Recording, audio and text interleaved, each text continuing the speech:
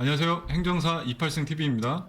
최근에 제가 아는 지인이 아파트에 근저당권을 설정했는데 그 아파트의 전세 임차인이 임차권 등기를 신청하고 보증금을 돌려받지 못한 그 지연이자까지 추후에 강제 경매를 신청했을 때 이 지연이자와 근저당 사이에 그 배당 순위와 낙찰자가 지연이자에 대한 이 부담 여부에 대해 궁금해했습니다. 그래서 제가 그 부분에 대해 확실하게 알려드릴 예정이고, 여러분은 이 강의를 끝까지 들으시면 이 임차권 등기에 의한 지연이자를 받을 수 있는지 없는지 여부를 확실하게 아시게 됩니다. 먼저 그래서 2022 타경 52699 해당 물건을 제가 준비해봤습니다. 지금 용산구 문배동에 있는 오피스텔 주거용 물건으로 최근 낙찰이 3억 7천만 원에 낙찰이 되었습니다. 지금 해당 물건에는 보증금 3억 원의 임차인이 존재합니다. 전입일자는 17년 6월 26일이고 확정일자는 6월 23일이므로 이 임차인의 우선 변제권 취득일은 대항력 발생일과 확정일자 중 늦은 날을 기준으로 2017년 6월 27일 0시가 임차인의 우선 변제권 취득일이 되겠습니다. 이 임차인은 임차권 설정 등기일이 2018년 7월 19일이지만 우선 변제권 취득일이 2017년 6월 27일 0시이므로 이 유료 경매 사이트에서는 이 전입일자를 기준으로 순위를 정리하였습니다. 이 순위가 맞죠. 왜냐하면 제일 먼저 받을 수 있는 우선 변제권을 취득한 임차인이기 때문이죠. 그리고 나서 압류권자가 이렇게 있고, 그리고 이 임차보증금 반환 채권을 인수한 주택도시보증공사가 지연이자 1억 1천만 원을 포함해서 4억 9백만 원에 대하여 강제 경매를 신청했습니다. 이러한 해당 물건인데 지연이자에 대한 이 배당 여부를 알기 전에 제가 간략하게 도표로 준비해봤습니다. 방금 전에 이 임차인은 우선 변제권 취득일이 후순위 담보 물권자 그리고 채권자보다도 제일 빨랐습니다. 그래서 이 우선 변제권이 있는 임차인은 4순위에 해당합니다. 먼저 경매 체납 비용이 제외되고, 그리고 최우선 변제, 그리고 근로복지공단의 임금채권, 그리고 당해세가 먼저 제외됩니다. 그 다음 4순위가 우선 변제권이 있는 임차인이 배당을 받게 되는 것입니다. 하지만 이 임차권의 등기에 대한 지연이자는 5순위, 그 외 채권에 해당하는 일반 채권에 해당합니다. 다음 케이스를 보시면 시세 7억짜리인 아파트에 임차인이 전입신고를 2021년 1월 1일날 했고, 그리고 임차권 등기를 24년 1월 1일날 6억 5천만 원에 대해서 했습니다. 그 다음 근저당권자가 6억을 설정을 했고, 그리고 이 임차권 등기를 한 임차인이 지연이자 3천만 원을 포함해서 강제 경매를 신청했습니다. 이러한 물건을 낙찰자가 7.1억의 낙찰을 받았다면 먼저 방금 전에 설명드린 경매 집행 비용과 방해세 등 조세 채권이 이 배당 금액에서 제외되고, 그 다음 임차인의 보증금을 배당받게 됩니다. 하지만 계산 편의상 이 조세 채권은 0원이라 가정을 했고, 그래서 이 임차인이 이 배분 금액에서 6억 5천만 원을 먼저 배당을 받고, 그리고 나서 근저당권자가 6천만 원을 배당을 받습니다. 그래서 이 임차권 등기를 한 을의 지연이자는 받지 못하는 케이스에 해당합니다. 그래서 이 을은 지연이자 부분에 대해서는 배당받지 못하는 케이스에 해당합니다.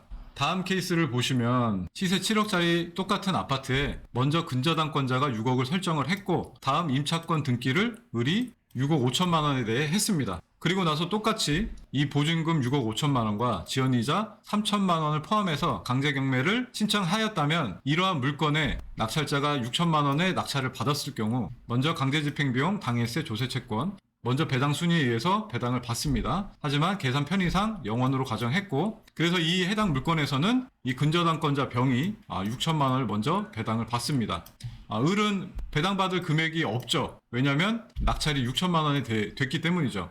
그래서 이 낙찰자는 이 임차인의 전세보증금 6억 5천만 원을 인수해야 합니다. 을이 지연이자를 포함해서 6억 8천만 원을 신청했지만 이 지연이자는 낙찰자에게 요구할 수 없습니다. 이 지연이자의 부분에 대해서는 전 소유자 갑의 재산의 가압류 등 조치를 통해서 전 소유자에게 지연이자를 받을 수 있는 것이지, 낙찰자는 이 임차인의 보증금만 인수하면 되는 것입니다. 이러한 내용을 알고 다시 넘어오면, 그래서 이 해당 물건은 임차인 이 박 씨가 3억 원의 이 전세 보증금을 받게 되는 경우지만, 이 주택도시보증공사는 이 지연이자를 포함해서 4억 1천만 원을 강제 경매를 신청했습니다. 근데 이 낙찰자가 이 해당 물건을 3억 7천만 원에 낙찰을 받았기 때문에 주택도시보증공사의 1억 1천만 원에 대한 해당 부분은 이 가압류권자 삼성카드와 이 배당 순위가 경합하게 됩니다.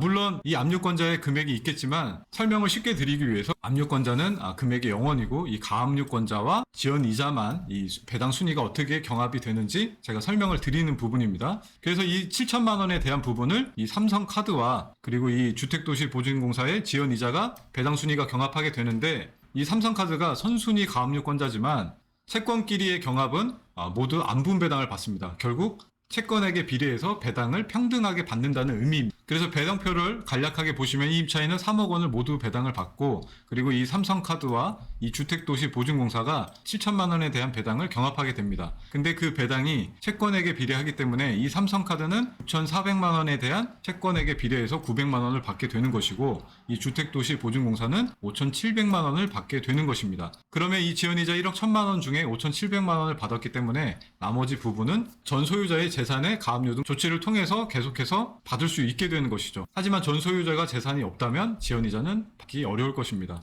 번외로 만약에 이 권리가 가압류가 아니라 근저당권이었다면 이 근저당권자가 먼저 모두 배당을 받고 주택도시보증공사는 배당을 거의 받지 못하는 경우에 해당할 수도 있습니다. 대부분이 이러한 경우에 해당합니다. 그래서 지연이자를 사실 받을 확률은 상당히 적습니다.